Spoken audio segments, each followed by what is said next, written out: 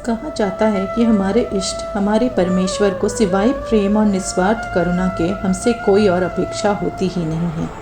प्रभु ना तो अपने भक्तों से महंगे वस्तुओं की ना ही छप्पन भोगों की लालसा रखते हैं। वो अगर कुछ पाने की अपेक्षा रखते हैं तो वो है केवल अपने भक्तों का उनके प्रति समर्पित प्रेम और ममत्व का। जय श्री राधे राधे मेरे प्रिय दोस्तों। आइए आज हम सुनते हैं एक बिल्कुल ही सत्य कथा, लड्डू गोपाल के कदम पड़ने का चमत्कार। ये एक बहुत ही अद्भुत और रोचक कथा है दोस्तों, ध्यान से सुनना। कहानी है श्री कमल किशोर जी की, जो सोने और हीरे की जवाहरात बनाते थे। वे सोने और हीरे के आभूषणों की खरीद बिक्री का काम करते थे। उनकी दुकान से बने हुए गहने दूर दूर तक मशहूर थे। लोग दूसरे शहर से भी कमल किशोर की दुकान से गहने लेने और बनवाने आते थे।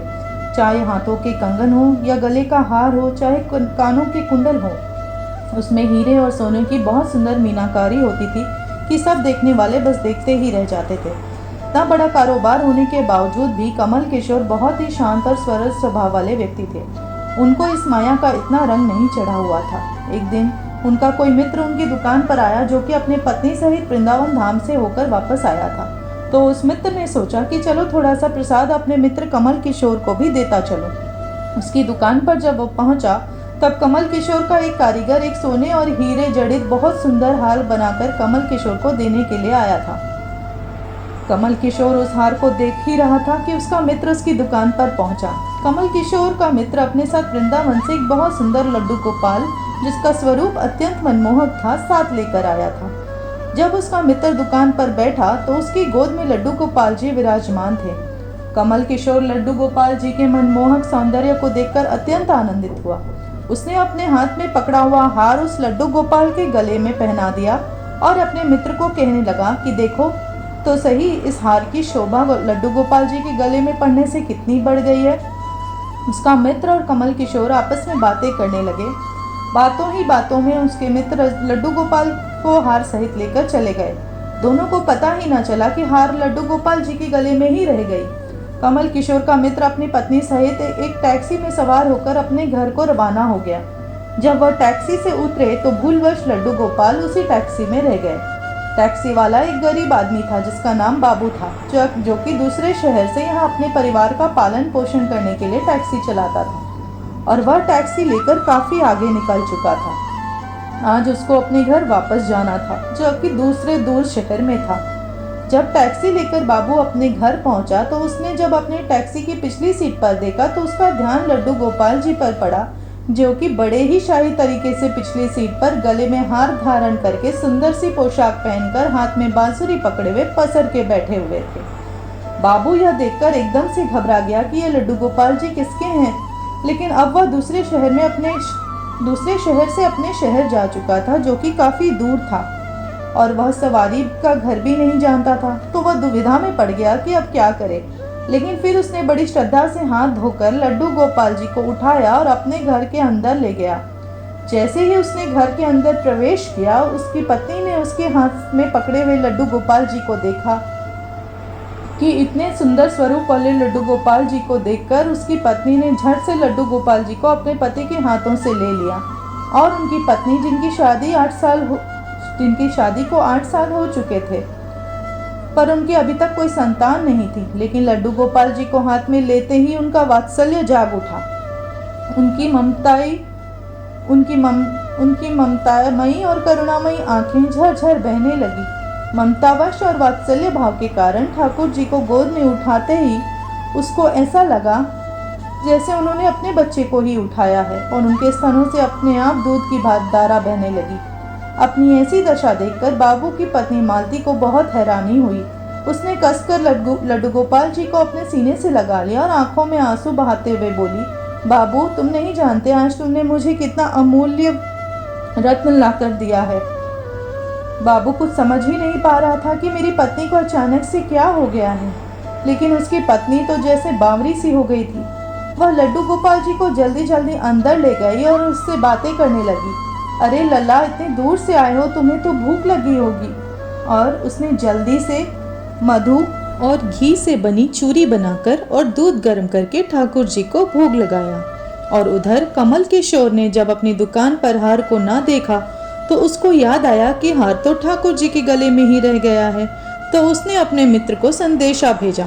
तो मित्र ने आगे से जवाब दिया, अरे मित्र, वो माखन चोर और चित्त चोर हार सहित खुद ही चोरी हो गया है। मैं खुद इतना परेशान हूँ, वो मुझे मिल ही नहीं रहा है। कमल किशोर अब थोड़ा सा परेशान हो गया कि इतनी कीमती हार ना जाने कहाँ चली गई। उसे तो लाखों का नुकसान हो गया था, लेकिन फिर भी अपने सरल स्वभाव के कारण उसने अपने मित्र को कुछ नहीं कहा और उसने अपने मन में सोचा कि कोई बात नहीं, मेरा हार तो ठाकुर जी के ही अंग लगा हुआ है। अगर मेरी भावना सच्ची है तो ठाकुर जी उसे पहने रखेंगे। और उधर बाबू और उसकी पत्नी मालती दिन रात ठाकुर जी की सेवा करने में लगे थे। अब तो मालती और बाबू को लड्डू गोपाल जी अपने बेटे जैसे ही लगने लगे थे। लड्डू गोपाल जी की कृपा से अब मालती के घर एक बहुत ही सुंदर बेटी ने जन्म लिया। इन सब बातों का श्रेय वह लड्डू गोपाल जी को ही देती रहती थी कि ये हमारा बेटा है और अब हमारी बेटी भी हो गई है, हमारा पूरा परिवार पूर्ण हो गया। मालती लड्डू गोपाल जी को इतना स्नेह करती थी कि रात को उठ उठ कर देखने जाती थी कि लड्डू गोपाल जी को कोई कष्ट तो नहीं है। ऐसे ही एक दिन कमल किशोर व्यापार के सिलसिले में उसी शहर आना हुआ जहां पर बाबू रहता था। लेकिन दुर्भाग्यवश जब वह उस शहर पहुंचे तो अचानक से इतनी बारिश शुरू हो गई कि कमल किशोर को जहां पहुंचना था वहां पहुंच ना सके। और तब वहां बाबू अपनी टैक्सी लेकर आया और उसने परेशान कमल किशोर जी को पूछा, बाबूजी आप यहाँ क्यों खड़े हो? बारिश रुकने वाली नहीं है और सारा शहर तो पानी से भरा हुआ है। आप अपनी मंजिल तक ना पहुंच पाओगे और ना ही कहीं और रुक पाओगे। तो मेरा घर पास में ही है, अगर आप चाहो तो मेरे घर आकर रुक सकते हो। कमल किशोर जी, जिसके पास सोने और हीरे के काफी गहने थे, वह अनजान टैक्सी वाले के साथ जाने के लिए थोड़ा सा घबरा रहे थे, लेकिन उनके पास कोई और चारा भी नहीं था और वह बाबू के घर उसके साथ टैक्सी में बैठकर चले गए। घर पहुंचते ही बाबू ने मालती को आवाज दी कि आज हमारे घर मेहमान आए हैं, उनके लिए खाना बनाओ। कमल किशोर ने देखा कि बाबू का घर एक बहुत छोटा सा था, लेकिन व्यवस्थित ढंग से सजा हुआ था। घर में अजीब तरह की इत्र की खुशबू आ रही थी जो कि उनके हृदय को आनंदित कर रही थी। जब मालती ने उनको भोजन परोसा तो कमल किशोर को उसमें अमृत जैसा स्वाद आया। उसका ध्यान बार बार उसी दिशा में जा रहा था जहां पर ठाकुर जी विराजमान थे। वहां से उनको एक अजीब तरह का प्रकाश नजर आ रहा था। तो हार कर कमल किशोर ने बाबू को पूछ ही लिया, अगर आपको कोई ऐतराज ना हो तो क्या आप बता सकते हैं कि उस दिशा में क्या रखा है? मेरा ध्यान उसकी तरफ आकर्षित हो रहा है। तो बाबू और मालती ने एक दूसरे की तरफ मुस्कुराते हुए कहा कि वहां पर हमारे घर के सबसे अहम सदस्य लड्डू गोपाल जी विराजमान हैं। तो कमल किशोर ने कहा, क्या मैं उनके दर्शन कर सकता हूँ? तो मालती उनको उसी कोने में लेकर गई जहां गोपाल जी विराजमान थे। कमल किशोर लड्डू गोपाल जी को और उनके गले में पड़े हार को देखकर एकदम से अचंभित हो गए कि ये तो वही लड्डू गोपाल है और ये तो वही हार है जो मैंने अपने मित्र को दी थी। कमल किशोर ने बड़ी विनम्रता से पूछा, ये गोपाल जी तुम कहाँ से लाए हो बाबू? बाबू, जिसके मन में कोई छल कपट नहीं था, उन्होंने कमल किशोर को सारी बात बता दी कि कैसे उनको सौभाग्य से गोपाल जी मिले और उनके घर आने से उनका दुर्भाग्य कैसे सौभाग्य में बदल गया। तो कमल किशोर जी ने कहा, क्या तुम जानते हो कि जो हार ठाकुर जी के गले में पड़ा हुआ है उसकी कीमत कितनी है? तो बाबू और मालती ने बड़ी विनम्रता से हाथ जोड़कर कहा, सेठ जी, जो चीज़ हमारे लड्डू गोपाल जी की अंग लग गई है, हमें उसका मूल्य नहीं जानना और हमारे लल्ला के सामने किसी भी चीज़, किसी भी हार का कोई मोल नहीं है। तो कमल किशोर जी एकदम से चुप हो गए और उसने अपने मन में सोचा कि चलो अच्छा है, मेरा हार ठाकुर जी ने अपने अंग से लगाया हुआ है। अगले दिन जब वह चलने को तैयार हुआ और बाबू उनको टैक्सी में लेकर उनकी मंजिल तक पहुंचाने गया, जैसे ही कमल किशोर टैक्सी से उतरे और जाने लगे तो बाबू ने उनको आवाज़ लगाई कि ज़रा यहाँ रुको, आपकी कोई सामान टैक्सी में रह गई है।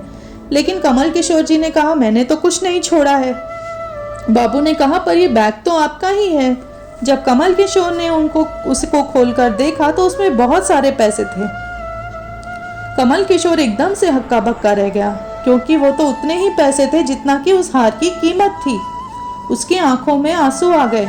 वो झरझर करके रोने लगा कि जब तक मैंने निश्चल भाव से ठाकुर जी का हार धारण करवाया हुआ था तब तक उन्होंने पहने रखा। मैंने उनको पैसों की बात जैसे ही सुनाई उन्होंने मेरा अभिमान, मेरा गुरूर तोड़ने के लिए पैसे मुझे तुरंत लौटा दिए। वह ठाकुर जी से क्षमा याचना करने लगा, लेकिन अब तक तो बहुत देर हो चुकी थी। ठाकुर जी उसके अभिमान से रुष्ट हो चुके थे। इसलिए दोस्तों, हमारे अंदर ऐसी भावना होनी चाहिए कि उसमें अहंकार ना होकर केवल विनम्रता हो, और ठाकुर जी जैसा चाहते हैं वैसा ही होता है। हम तो निमित्त मात्र ही हैं। कौन ठाकुर जी को वृंदावन से लेकर आता है और वह किसके घर जाकर विराजमान होते हैं, ये सब उन्हीं की लीला है। जिसके घर रहना है, जिसकी सेवा लेनी है, ये वही जानते हैं।